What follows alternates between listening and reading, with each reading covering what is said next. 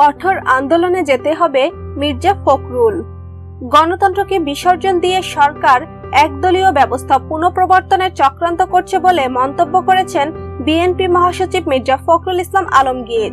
তিনি বলেন, বারবার বিএনপিকে নিশ্চিহ্ন করার ষড়যন্ত্র হয়েছে, কিন্তু সব বাধা বিপত্তি অতিক্রম করে বিএনপি ঠিকই উঠে দাঁড়িয়েছে। খালেদা জিয়াকে মুক্ত করে, গণতন্ত্রকে মুক্ত করে বিএনপি আবার উঠে দাঁড়াতে সক্ষম হবে, এটা আমরা মনে প্রাণে বিশ্বাস করি। আজ দেশনেত্রীর মুক্তি আমাদের কাছে প্রধান দায়িত্ব ও কর্তব্য। এজন্য জনগণকে সঙ্গে নিয়ে কঠোর আন্দোলনে যেতে হবে। বুধবার জাতীয় প্রেস ক্লাব মিলনায়তনে এক সমাবেশে তিনি এসব কথা বলেন। খালেদা জিয়ার অবৈধ সাজা বাতিল ও নিঃশর্ত মুক্তি এবং তারেক রহমানের সাজা বাতিল ও মিথ্যা মামলা প্রত্যাহারের দাবিতে সমাবেশের আয়োজন করে 90-এর ডাকসু ও সর্বদলীয় ছাত্র ঐক্য।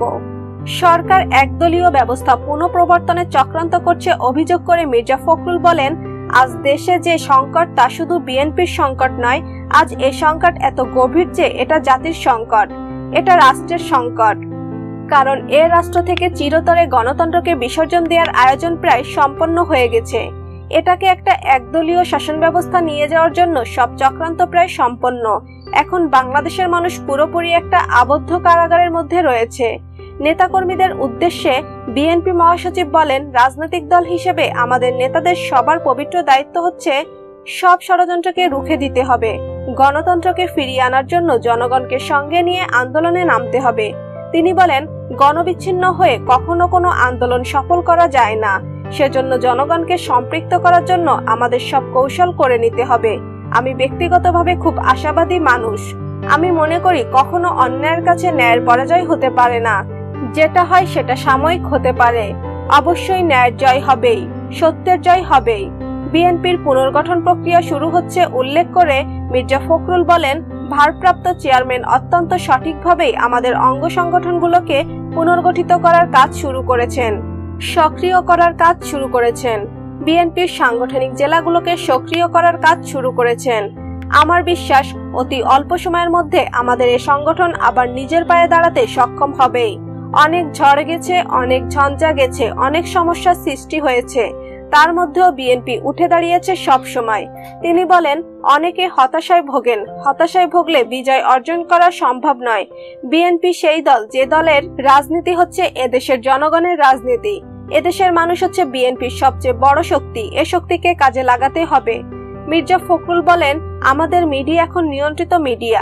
আপনারা লক্ষ্য করে দেখবেন যে বিরোধী দলের খবর এখন সবচেয়ে কম ছাপা হয় তৃতীয় কিংবা চতুর্থ পৃষ্ঠায়। ইলেকট্রনিক মিডিয়ায় কয়েক সেকেন্ড খবর দেয়া হয়। কারণটা কি? মিডিয়া হচ্ছে একটা বড় মাধ্যম, যে মাধ্যমে জনগণের কাছে পৌঁছানো যায়। সে কারণে এই সরকারের অপচেষ্টা হচ্ছে যারা জনগণের শক্তি নিয়ে এগোতে চায় তাদের বিভ্রান্ত করা। আজ আমাদের মধ্যে বিভ্রান্তি সৃষ্টি করার চেষ্টা করা হচ্ছে বিভিন্নভাবে। দলের চেয়ারপারসনের মুক্তির দাবি জানিয়ে বিএনপি চেয়ারপারসনের উপদেষ্টা আমানুল্লাহ আমান বলেন, দেশনেত্রীর মুক্তির জন্য প্রয়োজন বোধে আমরা স্বেচ্ছায় কারাবরণ করব। স্বেচ্ছায় কারাবরণ করে হয় আমরা খালেদা জিয়াকে মুক্ত করব, নইলে সবাই জেলে থাকবো, এটাই আজ আমাদের শপথ হোক। কারাগারে দীর্ঘদিন আটক আব্দুস সালাম পিন্টু, লুৎফুজ্জামান বাবর, গিয়াস কাদের চৌধুরী, আসলাম চৌধুরী, হাবিবুন নবী খান, সোহেল, ফজলুল হক মিলন, মীর শরাফত আলী সপু, শহীদুল ইসলাম বাবুল, শেখ শামীম, সুলতান সালাউদ্দিন টুকু, ইসাক সরকার, মামুনুর রশিদ সহ সব নেতাকর্মীর মুক্তির দাবিও জানান তিনি। এবিএম মোশাররফ হোসেনের পরিচালনায় সমাবেশে আরো বক্তব্য দেন শামসুজ্জামান দুদু, আসাদুজ্জামান রিপন, খায়রুল কবির খোকন, মোস্তাফিজুর রহমান বাবুল, সাইফুদ্দিন আহমেদ মনি, খন্দকার লুৎফর রহমান, আসাদুর রহমান খান, শহীদ উদ্দিন চৌধুরী অ্যানি, কামরুজ্জামান রতন, হাবিবুল ইসলাম হাবিব, শফিউল বারী বাবু, আব্দুল কাদের ভুইয়া জুয়েল, এজমাল হোসেন পাইলট প্রমুখ। এতক্ষণ আমাদের সাথে থাকার জন্য ধন্যবাদ। ভিডিওটি ভালো লাগলে অবশ্যই লাইক, কমেন্ট, শেয়ার করবেন। তার আগে অবশ্যই আমাদের চ্যানেলটি সাবস্ক্রাইব করে আমাদের সাথেই থাকুন।